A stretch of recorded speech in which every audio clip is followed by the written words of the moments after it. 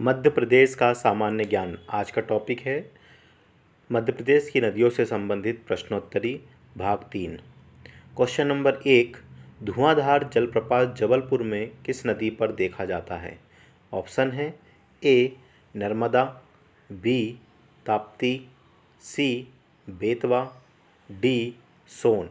सही आंसर है ए, धुआंधार जलप्रपात जबलपुर में नर्मदा नदी पर देखा जाता है। क्वेश्चन नंबर 2, नर्मदा और ताप्ती नदियाँ पश्चिम की ओर बहती है और किस सागर में शामिल होती हैं? ऑप्शन है ए बंगाल की खाड़ी, बी हिंद महासागर, सी अरब सागर, डी इनमें से कोई नहीं। सही आंसर है सी, नर्मदा और ताप्ती नदियाँ पश्चिम की ओर बहती है और अरब सागर में शामिल होती है। क्वेश्चन नंबर 3, बीना और धसान किसकी सहायक नदियाँ है? ऑप्शन है ए नर्मदा, बी ताप्ती, सी बेतवा, डी चंबल। सही आंसर है सी, बीना और धसान बेतवा नदी की सहायक नदियां है। क्वेश्चन नंबर 4, चंबल नदी किसकी सहायक नदी है?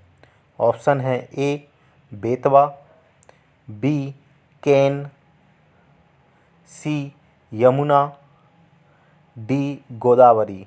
इसका सही आंसर है सी, चंबल नदी यमुना की सहायक नदी है। क्वेश्चन नंबर 5, नर्मदा नदी की मध्य प्रदेश में कुल लंबाई है? ऑप्शन है ए 1077 किलोमीटर, बी 1071 किलोमीटर, सी 1075 किलोमीटर, डी 1072 किलोमीटर। सही आंसर है ए, नर्मदा नदी की मध्य प्रदेश में कुल लंबाई 1077 किलोमीटर है। क्वेश्चन नंबर 6, सरस्वती और खान नदी किसकी सहायक नदियां हैं? ऑप्शन है ए यमुना, बी नर्मदा, सी क्षिप्रा, डी चंबल। सही आंसर है सी, सरस्वती और खान नदी क्षिप्रा की सहायक नदियां है। क्वेश्चन नंबर 7, किस नदी को मालवा की गंगा कहा जाता है?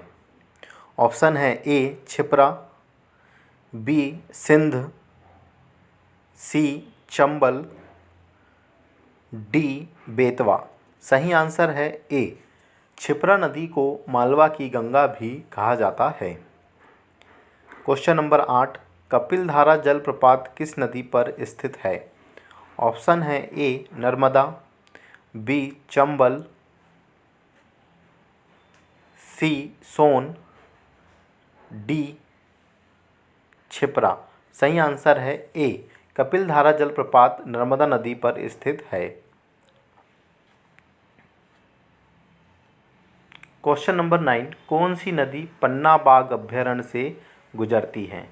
ऑप्शन है ए केन, बी चंबल, सी गंगा, डी कृष्णा। सही आंसर है ए, केन नदी पन्ना बाग अभ्यारण्य से होकर गुजरती है। क्वेश्चन नंबर 10, कौन सी नदी कर्क रेखा को 2 बार पार करती है?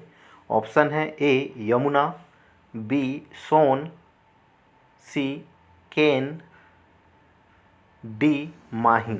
इसका सही आंसर है डी, माही नदी कर्क रेखा को 2 बार पार करती है। Thank you for watching. Please subscribe the channel.